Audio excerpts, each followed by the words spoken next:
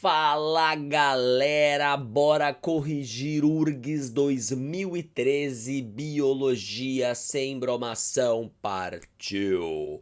Iniciamos então com essa charge que traz para nós a galerinha ali falando se tem vida em Marte, sua atmosfera tem gás carbônico, hidrogênio, argônio, um pouquinho de oxigênio e água e pode ter metano e beleza, vamos ler. 1. A presença de metano poderia ser indício de vida em Marte, uma vez que algumas espécies procariontes conhecidas produzem metano através da redução de gás carbônico. É verdade. Existe um grupo de bactérias do domínio das árqueas, lembra aquele bagulho do domínio? Que são metanogênicas, cujo metano é fabricado a partir da adição de hidrogênios a este oxigênio, a então redução. Então, se tem metano lá, pode ser que tenha bactérias lá, uma vez que as bactérias daqui fabricam metano também. Essa é a lógica dessa afirmativa. 2. A atmosfera de Marte apresenta os mesmos componentes negativo. A nossa atmosfera tem muito N2, né? Nitrogênio atmosférico, que ele não citou na charge. Então, tá errada, tá bom? Ele ainda fala que nosso planeta, o oxigênio é o componente predominante, não é, né? É o N2, 78%, então toda errada essa daí. Então, as afirmativas com 2 não podem ser corretas. E terceira, a capacidade de quebrar moléculas de água na Terra levou à liberação de oxigênio. E aí, ele está camufladamente falando de fotossíntese. Por quê? Porque neste processo a água ela é quebrada, lembra? É a fotólise, resultando em H+, mais elétrons, mais oxigênio que é liberado. Então, quando ele fala a capacidade de quebrar moléculas de água na Terra levou à liberação de oxigênio, ele está falando de fotossíntese, que abriu caminho para a evolução das reações de oxidação aeróbias, que ele está falando de quem aí? Da respiração aeróbia, que só pode ter iniciado após ter acúmulo de oxigênio no ar. Acúmulo este que só foi possível devido ao surgimento da fotossíntese. Então tá certa, resposta tem que ser letra C. Vamos então para a próxima. Ui, que me descoordenei todo aqui. Pronto. Segunda, partiu. Então, verdadeiro ou falso sobre replicação do DNA. O DNA original atua como um molde e cada novo DNA possui uma fita antiga e uma fita nova. É, né? Olha a figura que eu botei para vocês aqui, ó. A dupla fita com duas fitas verdes se abre e cada uma dessas duas fitas verdes, agora separadas, moldam duas novas fitas. Uma fita nova para uma fita verde, a outra fita nova para outra fita nova verde. Então, uma fita antiga e uma fita nova. Por isso que a gente chama de semiconservativo, como já estava falando no enunciado verdadeiro. Segunda, então essa aqui tem várias pistinhas de que tá errada. Primeira pistinha e mais flagrante. Se eu quero fabricar DNA, eu não posso usar uracila como nucleotídeo, é ou não é? Então, para mim, é a maneira mais fácil de já tascar o falciane aqui. Mas, de uma maneira mais sutil, a gente poderia ver aqui, ó, ribonucleosídeos. Não, né? Os ribonucleosídeos seriam de RNA. Teria que ser desoxirribonucleosídeos, que são de DNA. Terceira, o DNA deve ser desnaturado, desenrolado. Sim, são sinônimos. Para tornar-se acessível ao pareamento das bases. E a enzima responsável por esse desenrolamento é a DNA helicase. Quarta, a enzima DNA polimerase adiciona nucleotídeos novos de acordo com o molde de DNA. É verdade, são as duas enzimas mais importantes da replicação. A helicase, que abre a dupla fita, e as polimerases, que são essas bolotas roxas aqui nessa figura, que constroem as novas fitas de DNA utilizando como molde as fitas agora abertas devido à ação da helicase. Então essa daqui tá certa. Então essa daqui tá certa. Então tem que ser VF, VV, resposta letra C de cavalo. Beleza, vamos para a quarta. Então, no processo de transporte através da membrana. Então vamos lá. A difusão facilitada é um tipo de transporte passivo? É, porque ela é do meio mais concentrado de solutos para o meio menos concentrado. Isso aí é um transporte espontâneo a favor do gradiente, portanto sem gasto de energia passivo. Então a 1 está certa, não pode ser essa, não pode ser essa. Segunda, o transporte passivo a favor do gradiente de concentração.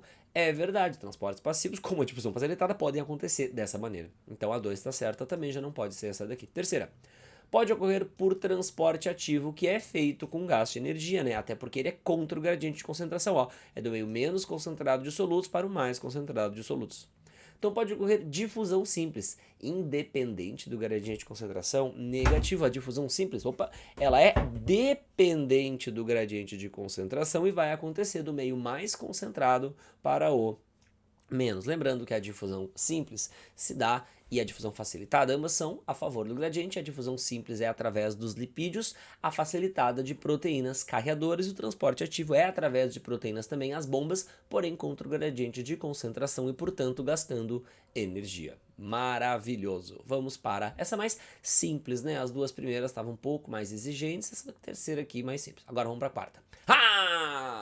Polêmica. Para mim, tinha que ter afirmativa F. Nenhuma está correta. Polêmica. Vamos entender por quê. Então, o citoesqueleto e o centríolo são encontrados somente em células animais. Falsíssimo, porque citoesqueleto também tem nas células vegetais. Logo, letra A não pode ser, letra C não pode ser, letra E não pode ser. E aí, ele já deu que a 2 está certa. Porém, chegamos na polêmica. O cloroplasto e a parede celular são encontrados somente em células vegetais.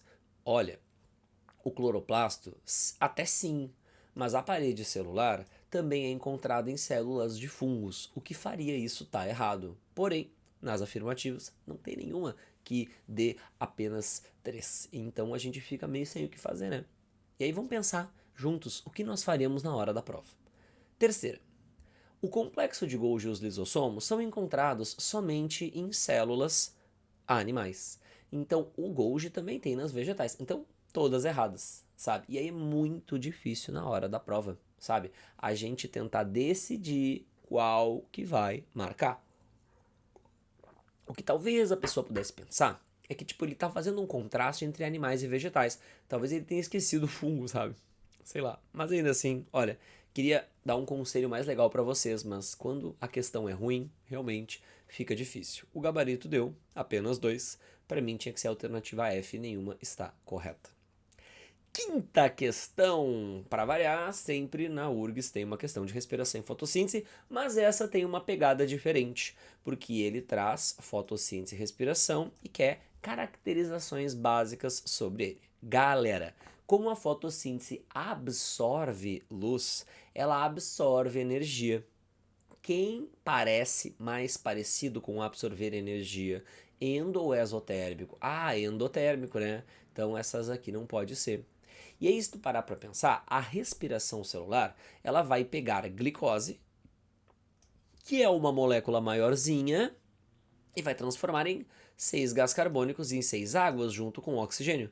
E esses produtos são moléculas menorzinhas. Quando eu pego um bagulho maiorzinho e transformo em outros menorzinhos, eu tô fazendo catabolismo, porque o catabolismo, eu até botei aqui a figura pra gente olhar juntos, ó, deixa eu trocar a cor da minha caneta, é tu pegar moléculas mais complexas e transformá-las em outras mais simples, enquanto o anabolismo é juntar várias moléculas simples para formar uma mais complexa. Lembra? Quando tu toma anabolizante é para aumentar a musculatura, é para construir músculo, e quem constrói tem que pegar pedacinhos pequenininhos e juntá-los para gerar um maior. Então, se tu lembra que o anabolismo faz isso, é só lembrar que o catabolismo é o outro. Então, tem que ser letra B, endotérmico e catabólico. Mas eu vou falar para vocês, essa é aquele tipo de questão que a gente sai sem ter aquela certeza absoluta se acertou, porque é uma maneira de perguntar uma característica do processo que usualmente não é perguntada. E aí a gente, como nunca respondeu esse tipo de pergunta, sempre vai ter aquela pulga atrás da orelha, né? Será que eu errei ou não?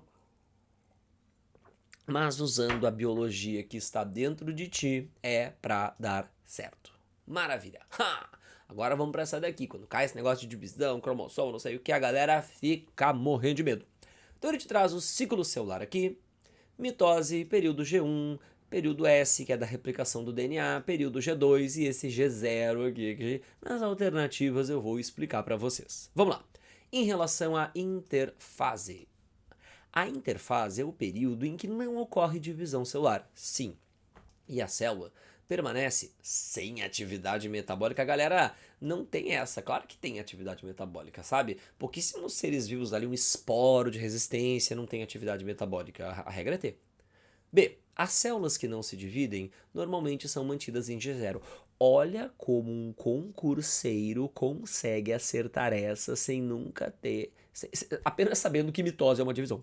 Porque o que ele mostra aqui na figural? Que o G0 ele está saindo do caminho da divisão. Então faz sentido para uma pessoa que não entende nada se tem um período que está fugindo da divisão ser é o dessas células aí que não se dividem. E é verdade, um neurônio, um miócito do músculo esquelético, ele nunca mais vai se dividir, sabe? Então ele está nesse tal G0, que é isso. Então se não sabia, agora sabe.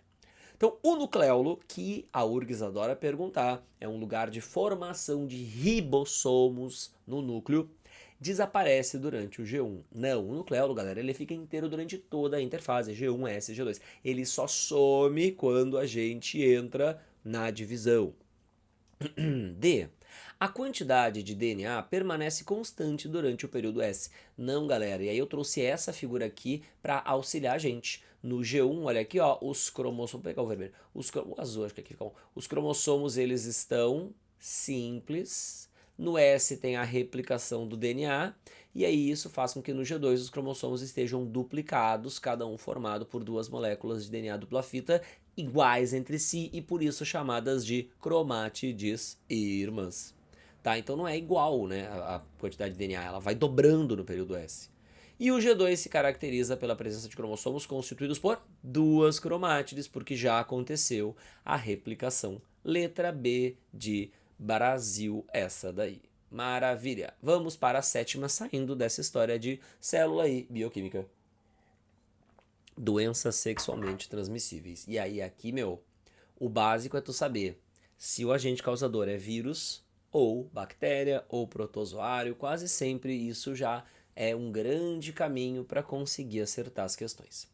Então, a sífilis, que é uma doença que tem aumentado o número de casos, mas não por conta de queda de cobertura vacinal, como é o caso de sarampo, cachumba, talvez poliomielite, tá? E sim porque estão sendo selecionadas muitas variantes, cepas da bactéria que causa a sífilis, a Treponema pallidum, que são resistentes a vários antibióticos. E eu já falei, né, que é uma bactéria e não um protozoário. Mas sim, a sífilis, embora ela inicie com uma verruga indolor, inclusive na genitália, depois essa verruga some, o cara tem sintomas de pele e em alguns casos, numa fase 3, vai para sintomas no sistema nervoso, que pode inclusive levar a óbito, a uma doença bem preocupante.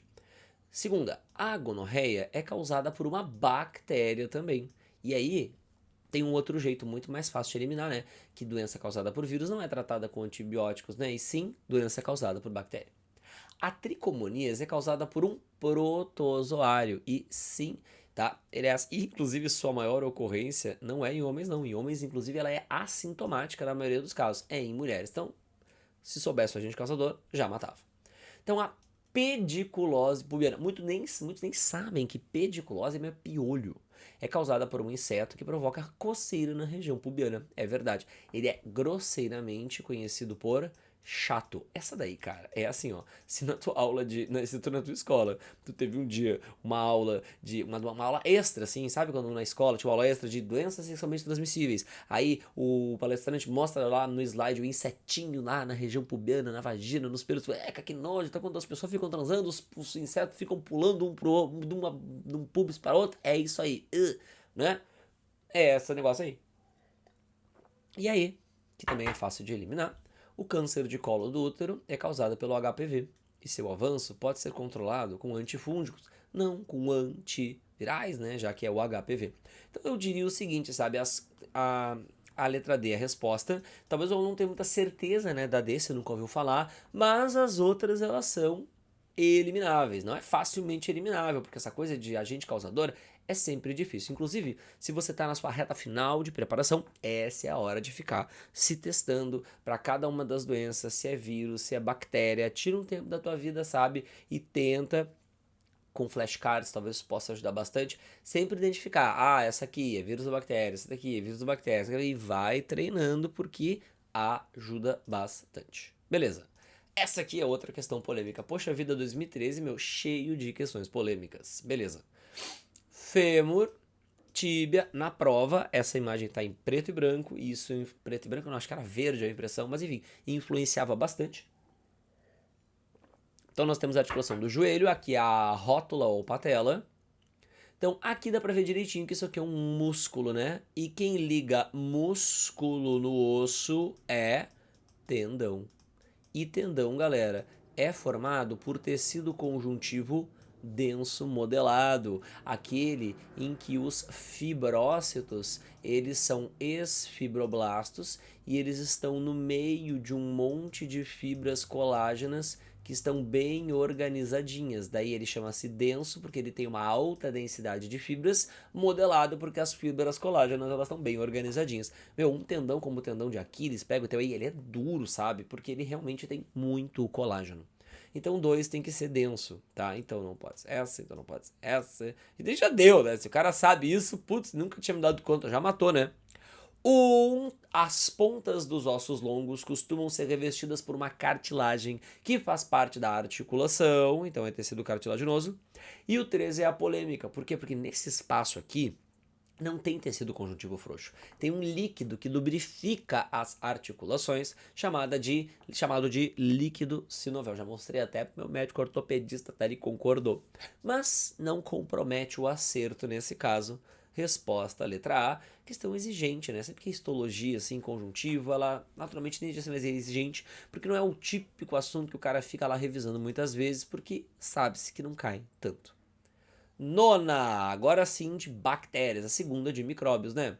Então, sobre essas doenças de bactéria.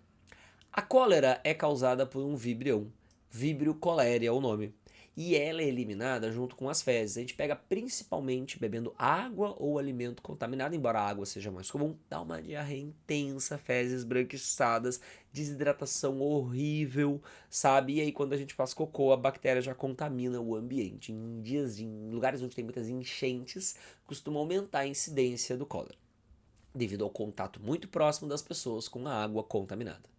Segundo, e essa daqui tá xarope, a gastrite bacteriana é causada por Helicobacter pylori, que pode levar ao câncer. Isso aqui, meu, é uma atualidade, porque essa bactéria aí, ela foi descoberta, essa prova de 2013, na década anterior, e muitas gastrites e refluxos que ninguém sabia direito a causa, foram associados à presença dessa bactéria se reproduzindo no estômago, tanto que chama-se de piloro, porque se tu lembrar que o formato do estômago é mais ou menos esse daqui, ó, tu vai lembrar que tem uma válvula que impede o refluxo de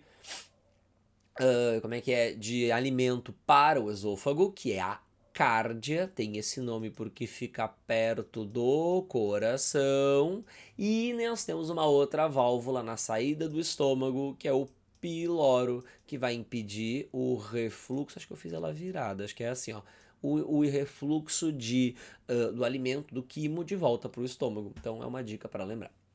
Terceira, dengue hemorrágica é causada por bactéria? Não, né? É causada por vírus. Vocês percebam a importância de saber os agentes causadores das doenças, galera. É a segunda questão da mesma prova que cobra. É isso, faz essa abordagem.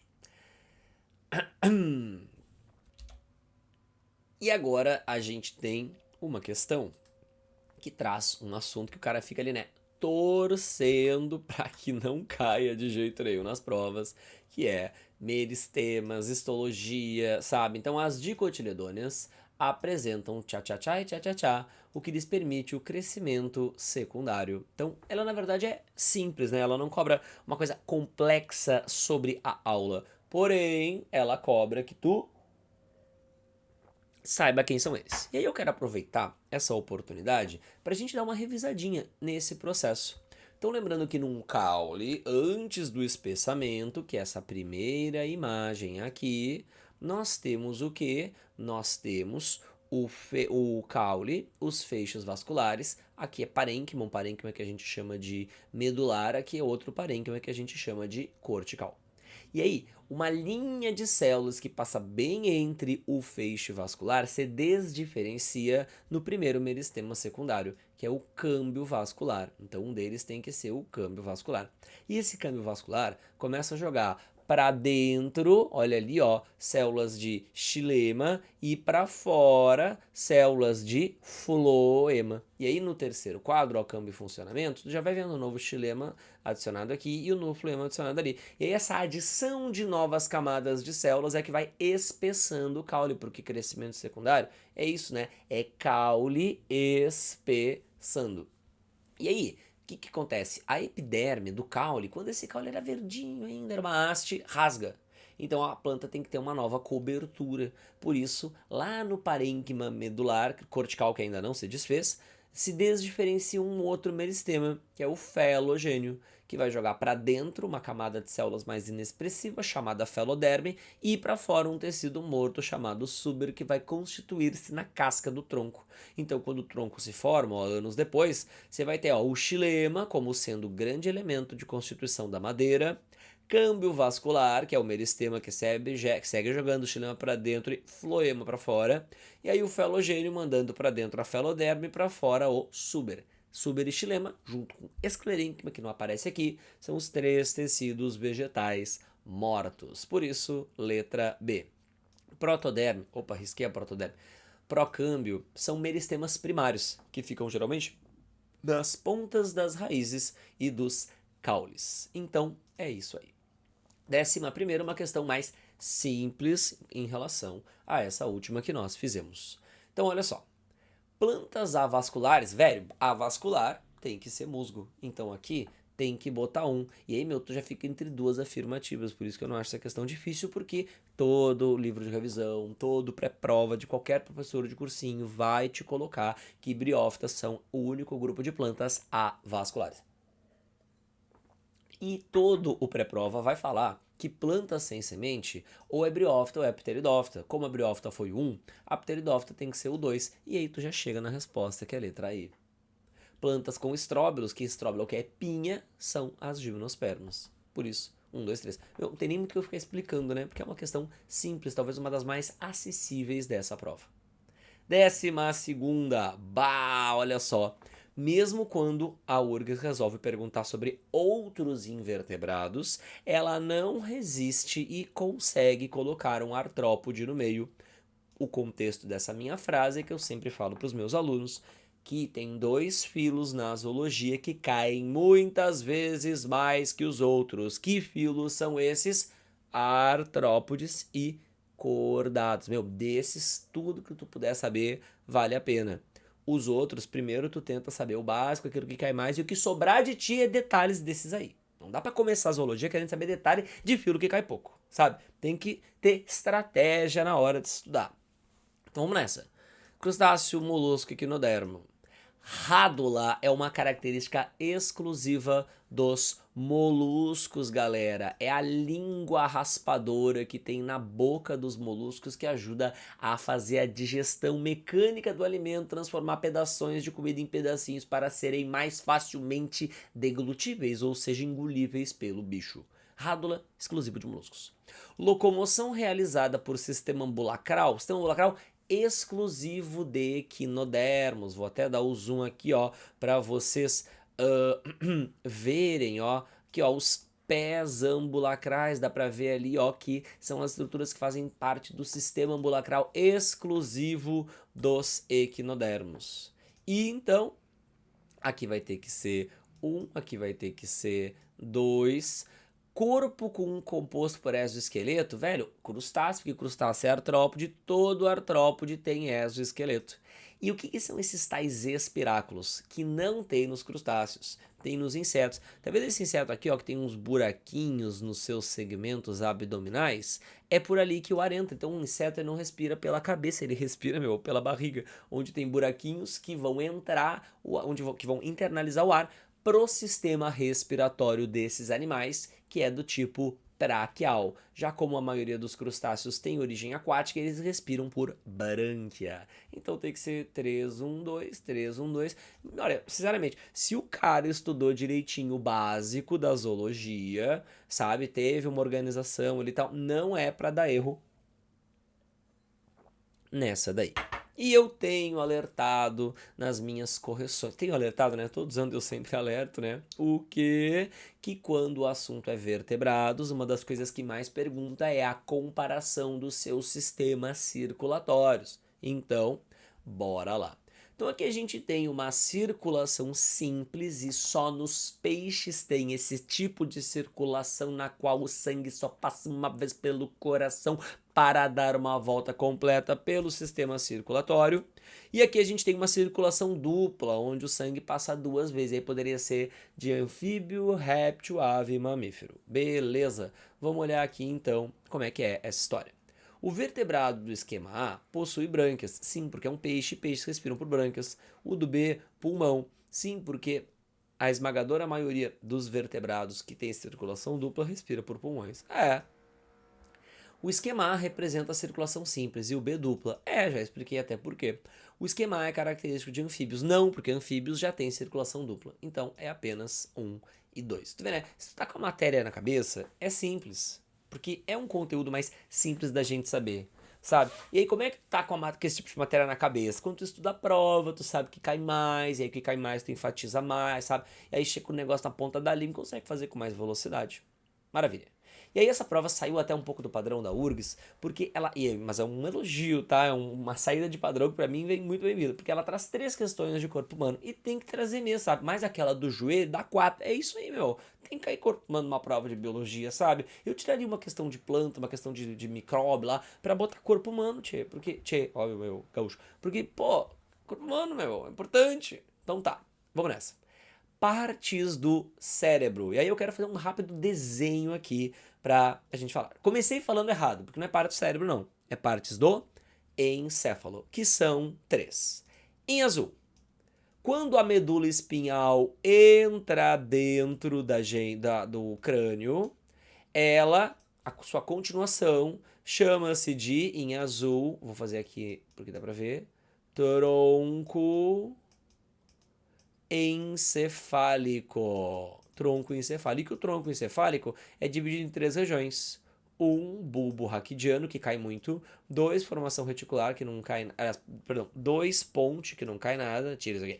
E 3, mesencéfalo, que quase nunca cai. Então, dos componentes do tronco encefálico, o que cai mesmo é o bulbo raquidiano, porque ele ajuda no controle da frequência respiratória, no controle da frequência cardíaca. Por isso mesmo, aqui tem que ser bulbo raquidiano. 1. Vamos botar de outra cor. 1. Beleza. Aí, olha só, atrás do tronco encefálico, a gente vai ter o cerebelo, que a gente chama exclusivo, que está relacionado ao controle do equilíbrio do nosso corpo, da sensação de localização no espaço. Se eu tô deitado, se eu tô de pé, se eu tô de lado, é o meu cerebelo que processa isso, sabe? É a coordenação das ações, portanto, o controle das funções motoras e do corpo é cerebelo número 2. Em cima dele, vou fazer de verde, tem um bagulho enorme, ó, que a gente chama de cérebro. E o cérebro é dividido em 2 regiões. O diencéfalo. Opa, que eu até fiz errado aqui o negócio. Peraí. Não era aqui, não. O diencéfalo, que é essa parte menorzinha aqui. Essa parte menorzinha aqui é o di. E o telencéfalo, que é a parte dos giros, que é todo esse negócio aqui, ó. O telencéfalo. E o diencéfalo, que é esse aqui, é dividido em 2 regiões.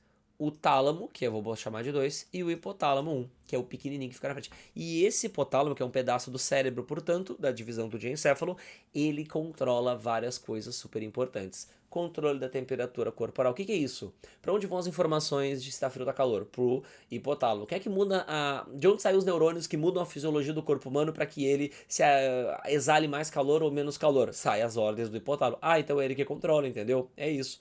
Então, sede, fome, saciedade, pressão arterial, um monte de coisa é hipotálamo. Por isso, controle da temperatura corporal vai botar hipotálamo. E aí, 2, 1, 4.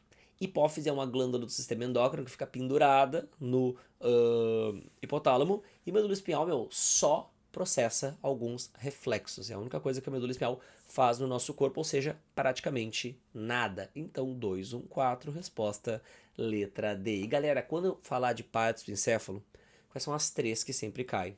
A da resposta: bulbo, cerebelo e hipotálamo. Primeiro o cara vai saber isso aí. O que sobrar do cara estuda o resto. Mas primeiro é isso aí. First. Show! Uma de sistema respiratório agora. O principal músculo do respiratório é o diafragma. Né? Porque o diafragma é o principal responsável pela mudança no volume dos pulmões que permite a ventilação dos mesmos. Então essa daí é verdadeira, não pode ser essa. Segunda, o dióxido de carbono é principalmente transportado dissolvido no plasma como bicarbonato. Essa daí é verdadeira também e muita gente não sabe isso. Galera, enquanto a maioria do oxigênio é transportada grudada na hemoglobina como oxihemoglobina, apenas 25% do gás carbônico é transportado grudado na hemoglobina. A maioria do gás carbônico, quando chega no sangue, é transformado em ácido carbônico que depois vira bicarbonato e ele é transportado dentro de um bicarbonato, que se vocês lembrarem da química que está dentro de vocês, bicarbonato é HCO3- e num HCO3- tem um CO2, é ou não é? Então, nos tecidos, o gás carbônico vira a bicarbonato e quando o sangue chega no pulmão, esse bicarbonato regenera o gás carbônico para o gás carbônico ir embora. Esse processo de transformação do gás carbônico em bicarbonato e vice-versa, ele é mediado por uma enzima que fica nas hemácias, a anidrase carbônica, que, portanto, não tem papel no transporte de oxigênio, e sim no de gás carbônico. E a mioglobina funciona como a reserva de oxigênio para os músculos. É verdade. Aí aqui, não é tão fisiologia respiratória, né? Mas é verdade, é o pigmento que faz os músculos ficarem da cor que tem. Portanto, FV, muito boa essa questão, um nível elevado de exigência, mas não exagerado, uma boa questão para selecionar candidatos. 17, vamos nessa.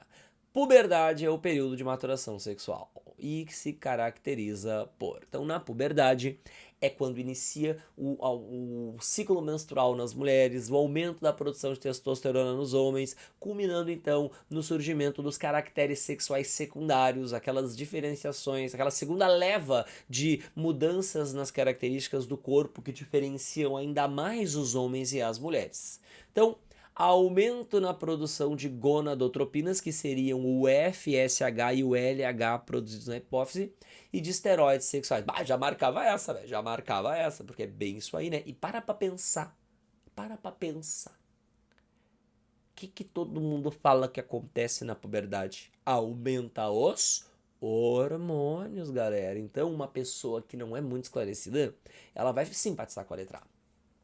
Não é decréscimo de LH, porque LH é um hormônio que participa, né, das funções sexuais. Início da produção de esteroides é muito forte, né? Então parece que o cara nunca produziu testosterona na vida. Não é início, é aumento. Aumento na produção de hormônios tróficos da neurohipófise. Galera, tanto FSH como LH, eles são fabricados na adenohipófise, não na neuro, então não é. Decréscimo da produção de... Quem é que vai dizer que na puberdade, que todo mundo sabe que os hormônios ficam malucos, vai diminuir progesterona, estrógeno, hormônio sexual? Ninguém vai marcar isso aí. Então ela parece difícil, mas se tu parar pra te colocar no lugar do brasileiro comum, do gaúcho comum, uma coisa que tá na boca do povo, que é a adolescência ser sinônimo de aumentar o hormônio, bom, faz sentido, né? Ser essa daí. 18ª, eu troquei os números, não sei se é 17ª, 18ª, mas acho que essa daí é a próxima, né? Acho que é a próxima. Deixa eu dar uma checadinha aqui, pera aí. Essa aí é a próxima mesmo, é isso aí, vamos lá. Olha, tá gravando esse negócio aí, não tô falando com ninguém? Não. Essa aqui deixa o cara maluco, né? Porque é um assunto que não cai quase nunca em vestibular nenhum. Olha só. O estudo com gêmeos é utilizado para análise de características genéticas humanas. Gêmeos monozigóticos são geneticamente idênticos. Dizigóticos têm em média 50% de seus alelos em comum. Então, o que são estudos de concordância com gêmeos? Deixa eu fazer uma breve explicação. Então, eu quero saber o quanto a pressão alta, a hipertensão, tem influência genética ou ambiental. Como é que eu faço? Eu pego 100, eu procuro no mundo aí, dá um trabalhão, 100 pares de gêmeos monozigóticos, que eu sei que são geneticamente idênticos. Que um deles tem pressão alta. E aí eu me pergunto, desses 100 pares em que um deles tem pressão alta, em quantos o outro também tem pressão alta? E aí dá esse valor de 70%, ou seja, a cada 10 pares de gêmeos em que um tem pressão alta, em 7 o outro também tem. Isso me indica que tem um componente genético influenciando isso, porque a concordância de tuberculose é 5%, ou seja, a cada 20 gêmeos em que nos 20 um teve tuberculose, só em um desses 20 o outro também teve. Então não é muita genética. Agora, a cor dos olhos, o que significa? Se a cada 10 gêmeos em que um tem olho azul, nos outros 10 também tem olho azul. Porque cor dos olhos não é influência ambiental, é só genética. Então é isso que ele queria que tu interpretasse. Então a cor dos olhos parece ter influência ambiental. Não, né? Uma vez que a concordância em gêmeos é alta, mas isso é fácil de eliminar, né? Porque tu olha ali 40, né? Pô, não dá pra falar que isso aqui é baixa, né? Até, e aí qual é que é a lógica aqui desse negócio? Como a concordância em gêmeos, como a semelhança genética de gêmeos dizigóticos é 50%, quanto mais próximo de 50% a concordância, mais genético. Quanto mais distante, menos genético. Então essa daqui é falsa. A tuberculose não tem influência genética? Claro que não, já que apresenta o mesmo grau de concordância nos dois tipos. É verdade. Mas essa daqui acho que todo mundo vai marcar, né? Que é verdade, né? Tipo, claro que a tuberculose não tem concordância, influência genética. A pressão alta parece ser influenciada tanto por fatores genéticos como por ambientais. É verdade que esse 70 aqui, ó, fica bem no meio do caminho. A cor dos olhos e a pressão alta têm o mesmo grau de influência ambiental? Claro que não. A impressão que eu tenho dessa questão, posso estar errado, tá? É que, digamos que tu não entendeu essa tabela. Mas com os conhecimentos que tu traz do dia a dia, tu consegue, sabe, prever que cor do olho e pressão alta não tem o mesmo grau de influência ambiental, né? Porque comida, comer sal vai influenciar a pressão alta, mas comer sal não vai mudar a cor do teu olho. Então dá pra sacar que essa daqui é falsa, sabe? Então FVVF. Meu, não tem papo, tem questões que a gente acerta assim. Não tem certeza técnica de como resolver, então vai no Civiration, camarada. Letra E. 18ª. Ah, essa daqui é uma questão excelente e é um padrão de herança que a URGS adora perguntar. Quem já fez as outras provas certamente já topou com ele. Então, uma determinada característica recessiva em cães é ligada ao sexo. Tá.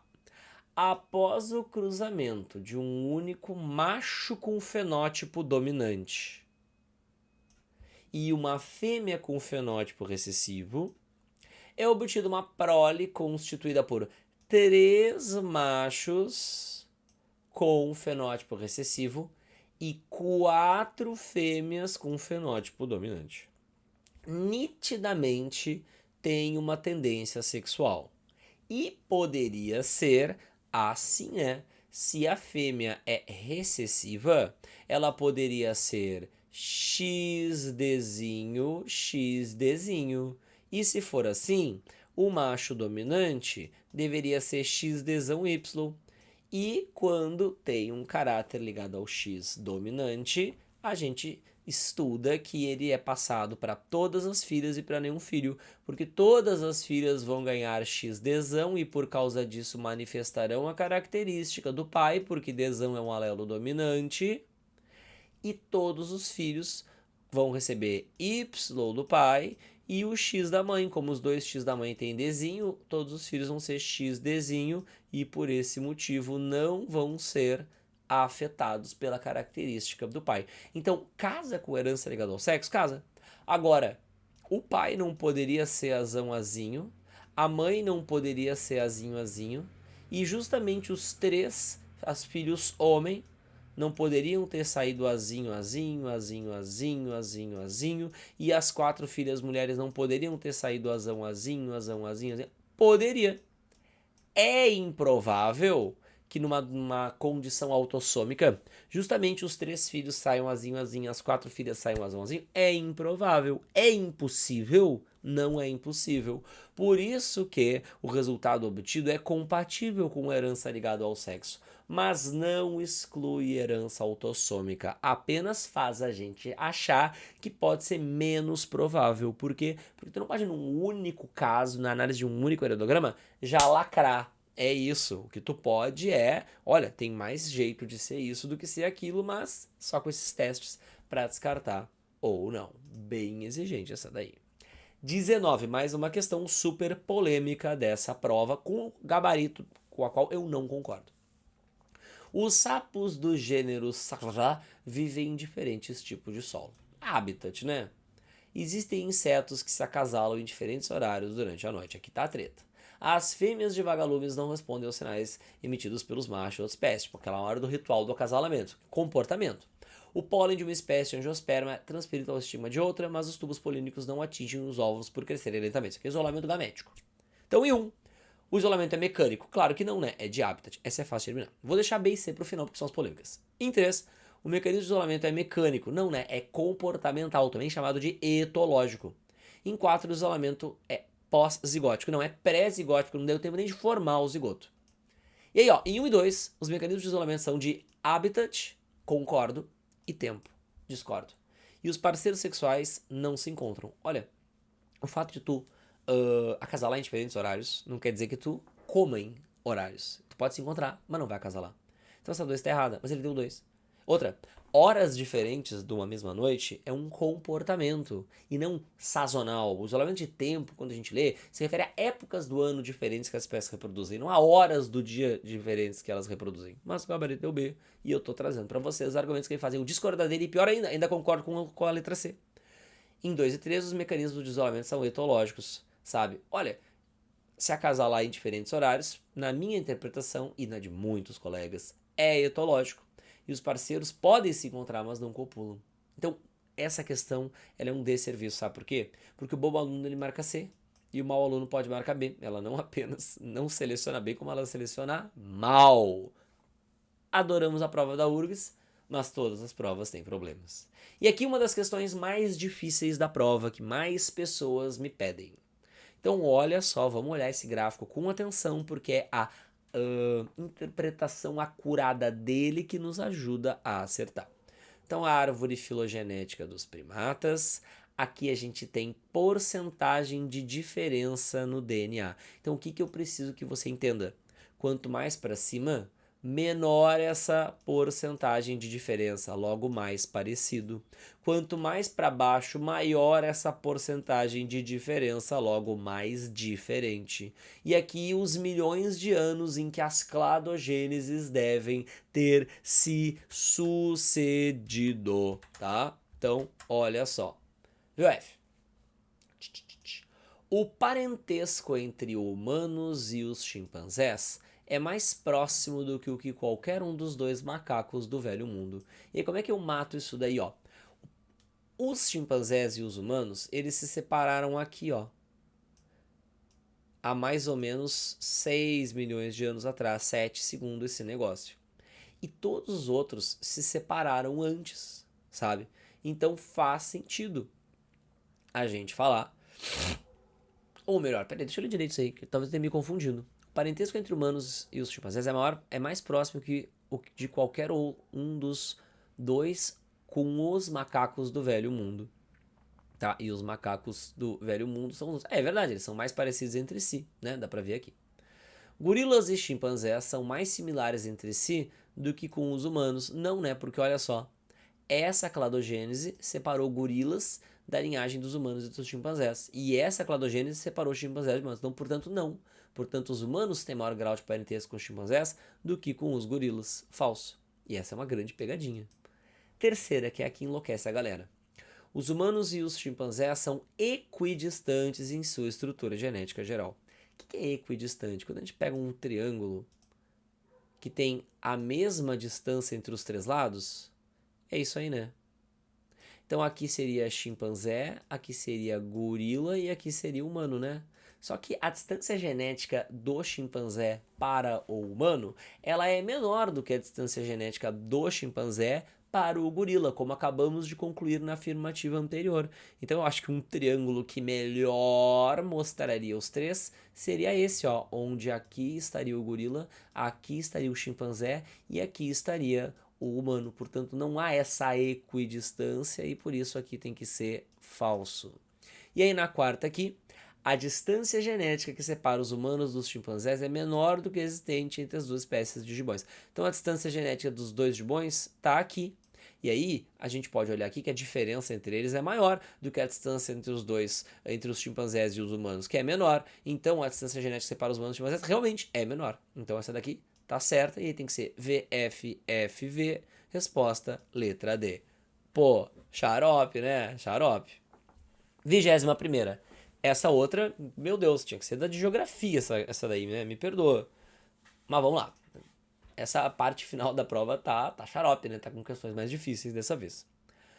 Parte de organismos são considerados fósseis somente se encontrados em rochas sedimentares.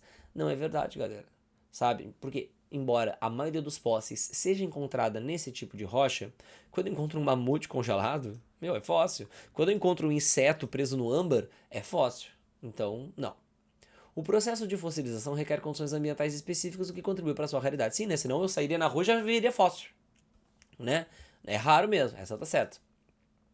Fósseis mais antigos, e essa é mais difícil ainda, né? Podem ser encontrados nas camadas superiores do sedimento, em função das movimentações da crosta terrestre. Meu, essa daí eu só lembrei, porque eu lembrei de eu lendo um livro sobre o Darwin, e ele falando que na viagem dele, ele subiu a Cordilheira dos Andes e encontrou fósseis de moluscos marinhos a, sei lá, 600 metros de altura. Então, se ele encontra fósseis numa pedra de bicho do mar a 600 metros de altura, tem duas opções. Ou o mar já chegou até lá em cima, ou a pedra estava lá embaixo. E aí, a teoria da tectônica de placas nos ensina que era a pedra que estava lá embaixo. E essa lembrança me fez invalidar isso aqui. Mais antigos podem ser encontrados na camada superior. Validar essa daqui. Fósseis mais antigos podem ser encontrados na camada superior. É verdade. Pura geografia, galera. Muito difícil. A gente não está preparado para isso se preparou bem para biologia. 12ª, biomas brasileiros: Amazônia, Cerrado, Caatinga, Pantanal, Mata Atlântica, Pampa. 2, que é Mata Atlântica, não é pobre em recursos hídricos, né? Tem muito rio, muita chuva. Eu falaria que a Caatinga é pobre em recursos hídricos. O 3 caracteriza-se pela presença de vegetação caducifólia, que é aquela vegetação que perde as folhas numa época do ano e que não caracteriza o cerrado, e essa é uma grande pegadinha. Embora tenha árvores no cerrado com essa característica, a maioria das árvores não perde as folhas na estação seca, o que não ocorre na Caatinga, onde a maioria das árvores perde. Então isso é vegetação de Caatinga. Isso é muito fácil de confundir. O aluno confunde cerrado com Caatinga com muita facilidade. Então é bom, ó, tá ligado nas diferenças. 4 caracteriza-se pela presença de vegetais com pneumatóforos. Pneumatóforo é a raiz do mangue. E 4 não é mangue, 4 é Caatinga. 5 características é o que perdeu a maior parte de sua área original. Não, né? 2 é o que perdeu a maior parte original. A Amazônia é que menos perdeu a área original. E 6, que é o Pantanal, caracteriza-se pela inundação de grandes áreas nos meses de cheia. É isso aí, né? Agora que a gente eliminou as outras, fica mais acessível aqui. Beleza. 23. Sucessão ecológica.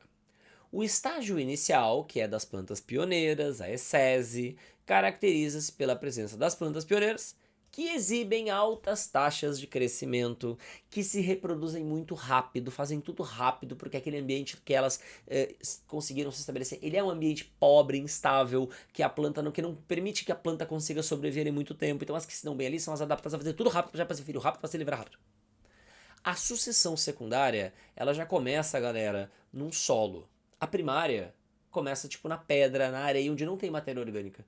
Então, a secundária é como se ela já começasse na metade do caminho da primária, porque ela começa no lugar que já tem solo. Então ela tende a chegar no clímax mais rápido do que a primária. Logo, ela leva menos tempo para atingir o clímax. E terceiro, o estágio clímax, que é o estágio final da comunidade estável, e estável significa que ao longo dos anos ela não deve ser substituída por outro grupo de plantas, caracteriza-se por alta diversidade. Então, a gente vai botar apenas um nessa daí, né? Beleza! Próxima, 24, referente ao equilíbrio ambiental. Bem genérica, mas é sobre lixo, né? A borracha, o plástico e o isopor são exemplos de materiais não biodegradáveis. São, né? Porque são materiais sintéticos, que demoram anos para ser decompostos por não serem biodegradáveis. Lixão a céu aberto são responsáveis pela proliferação de animais que causam doenças como a leptospirose, porque atraem ratos. Nos aterros sanitários, o lixo não contamina o solo, por isso ele é o sanitário. Tu vai ter aquela lona no fundo do buraco para impedir que o chorume, por exemplo, contamine o solo, que é o grande problema dos lixões. Então, falso. As pilhas e isso aí já dá para matar, né? VVF já dá para matar. As pilhas e baterias são ricas em metais pesados e devem ser recolhidas e depositadas nos aterros sanitários. Não, né? Se for depositar no aterro sanitário, vai contaminar o solo que vai se formar a partir daquele aterro. Então, não. E pilha, meu, é um problemão. Sabe o que vai fazer com o material da pilha? Então, letra E. E aí a última, polêmica também. Polêmica também. Curvas de sobrevivência. E aí, galera, só uma rápida introdução. Quando o animal, ele faz muitos filhotes, ele não tem como cuidar de todos esses filhotes, sabe? Então muitos filhotes morrem no início da vida, mas quando alcançam uma determinada idade, aumentam suas taxas de... diminui a sua probabilidade de morrer. Então essa é a curva 3. Muitos filhotes, pouco cuidado parental. Agora, quando o animal faz poucos filhotes, aí ele tem que cuidar muito dos seus filhotes para eles não morrerem. E a tendência é dar certo e os filhotes só morrerem quando ficarem mais velhos. E animais que têm um meio termo disso são a curva 2. Então a curva 1 ilustra uma situação na qual a probabilidade de sobrevivência é igual, aproximadamente igual durante a maior parte da vida.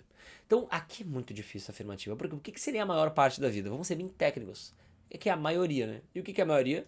É 50 mais 1. Então se tu parar para olhar, na maioria da vida, que é 50 mais 1, a probabilidade é aproximadamente, ele inclusive utilizou essa palavra, igual. Mas é difícil de enxergar isso que eu falei, tá? Eu falo agora porque, enfim, já fiz a questão, já tenho certeza da resposta, mas na hora eu ficaria muito em dúvida. A curva 2 se caracteriza organismos com poucos descendentes e muito investimento parental. Não, essa é da 1. Então vamos fazer uma questão, digamos que a gente não saiba essa daqui.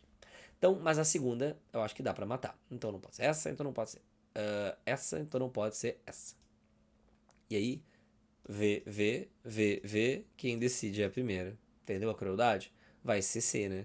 Então vamos ver por que a terceira e a quarta estão certas. A curva 3 é típica de organismos em que a sobrevivência é baixa entre os jovens, sim, né? Porque o pai não cuida porque é filhote demais. A curva 3 se caracteriza por organismos com muitos descendentes e nenhum cuidado parental, complementando a 2. Então tem que ser letra C, chatinha essa daí, porque a afirmativa que decide tem uma interpretação complicada. Tá bem, meu povo, espero que vocês tenham aproveitado muito, aprendido muito com a gente, tá? Beijo, bons estudos e até mais.